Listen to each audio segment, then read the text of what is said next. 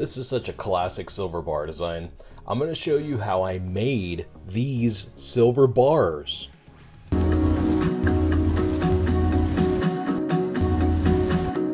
What's up, you guys? It's Ocean here. There were many more of these as referenced by the Silver Ocean's Pores Registry page that were recently sold at one of my monthly auctions, but I'm going to show you how to actually make silver bars like this. Are you ready? Alright, let's dive right in. I pour silver bars like this every year. They're part of a series I call Raw Silver Bars. But if you want to pour your own silver, you can call it whatever you want, because these bars pour so uniformly and flat. This is the type of silver bar that is ideal for laser engraving, but it also makes stamping easier as the bar is very flat. Here's an example of a laser engraved silver bar. You can see it was made using the same process. These are the 1 ounce stack white as the ocean bars. A collaboration between myself and Silver Scorpion of Scorpion Metals. There's the Scorpion Metals and 999 fine silver laser engraved on the bar.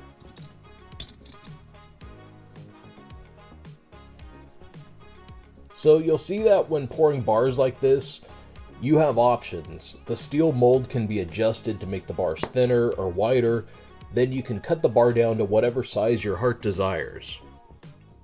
So very cool bars, and I expect you'll see similar bars like this around more often, and that's cool. And I'm going to show you how I made these bars here using my 2-auto furnace and a steel mold like this.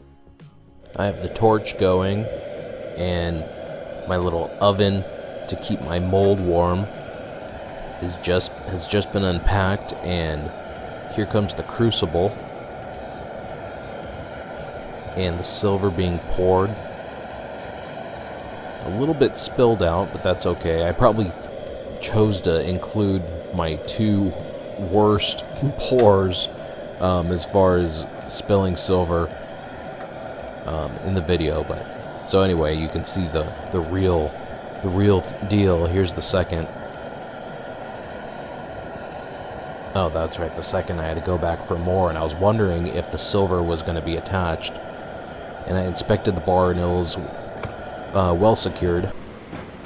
And then this is the next step. Once that hot mold is brought out, I bring it to this other table, and I have 2 of them that I interchange, and I'm wearing gloves and using those pliers because all of this is very hot. And there's the silver bar standing vertically.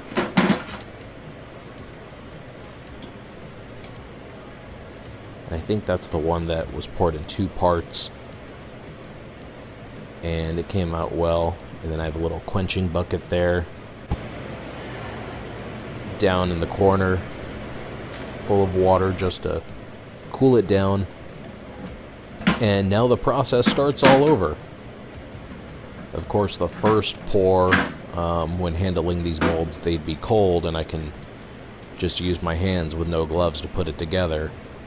But now I'm starting the process over again. These molds are hot, and the first thing I'm going to do is want to lubricate everything.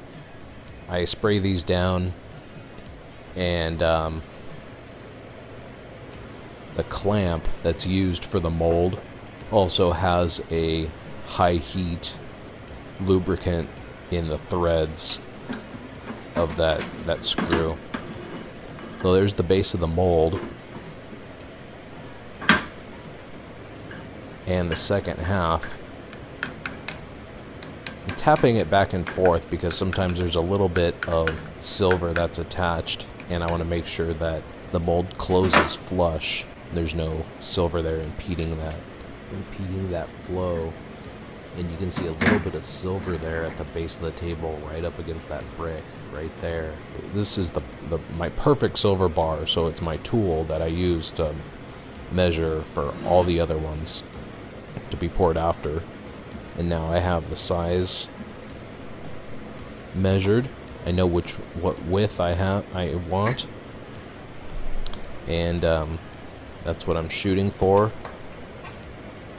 And I need to have that consistent so that I know what the weight is going to be. And afterwards, I still don't know what it's going to be at this point.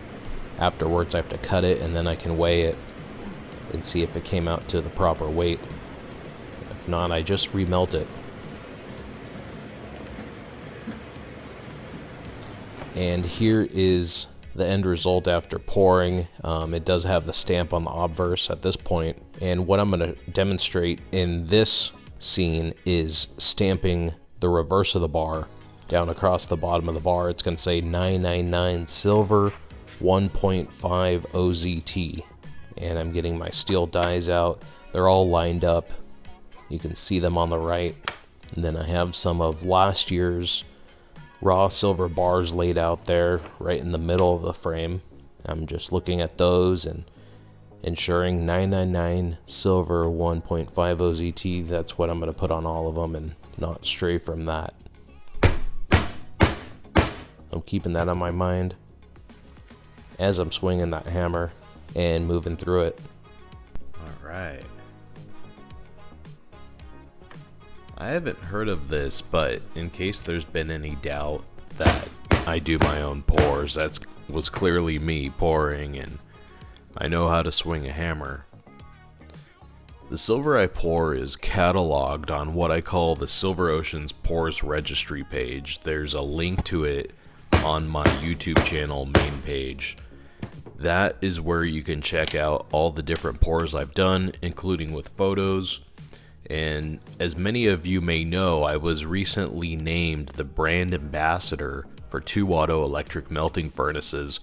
I think they saw my enthusiasm for the brand, because I actually do prefer 2-Auto furnaces. And if you want to get into pouring your own silver, I have an Amazon discount code for the same type of electric melting furnace I use, the TRF 3000, so you can save some money there. The information is in the video description. 2-Auto, thank you. And you can see all the steel dies lined up. This is an advantage. There's the organization of this in releasing silver pours the way I do. I can create a system or systems for making multiple bars at a time, like an assembly line, but I do every position, well, one thing at a time. It's fun creating something. And when I started off, I was concerned about losing silver. But if you dedicate 5 ounces of silver to pouring, you can remelt that 100 times, and until you get something that you want to keep. So when you consider that you can reuse the silver, it's not such an expensive hobby. You just want to make sure that you have the furnace set up for pouring somewhere safe and take all the safety measures. And as I flip through these, I check to make sure it's the correct die and I have it turned to the correct orientation. I'm stamping the 999 silver 1.5 OZT across the bottom of the reverse of these bars. Hey, I want to show you that steel mold up close, and I'll show you these raw silver bars up close so you can actually see the stamping. So let's shut down the foundry and head into the assay office. I have the bars here, but first, here's the steel mold. I put some gloves on because it's kind of greasy. I'll show you how it works. Put down these towels. Okay. So this is a 3-part mold and made of steel.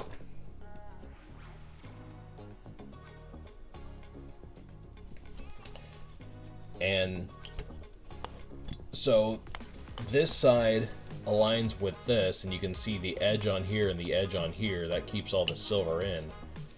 And so you put this on and you can adjust how large you'd like your bar to be.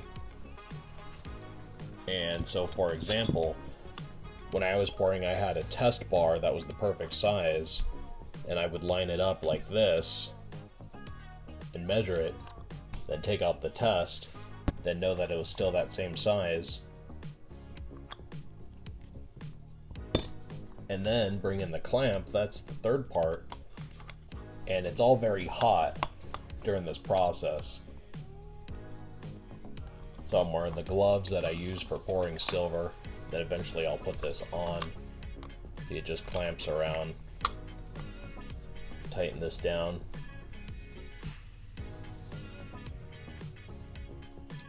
And then I'm heat it up and pour the silver in it.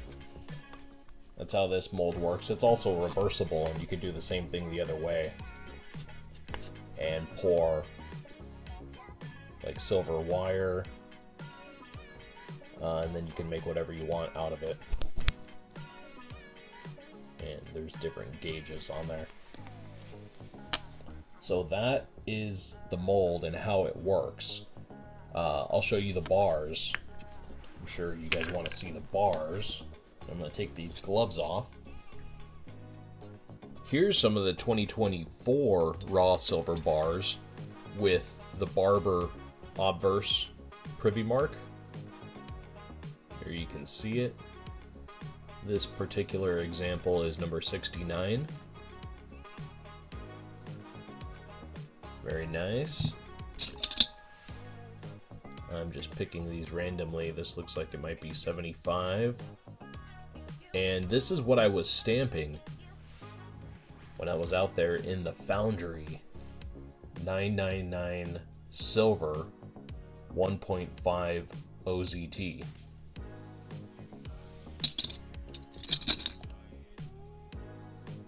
And here's another one, 999 silver, 1.5 OZT. And then they all have different character on them. They're all unique.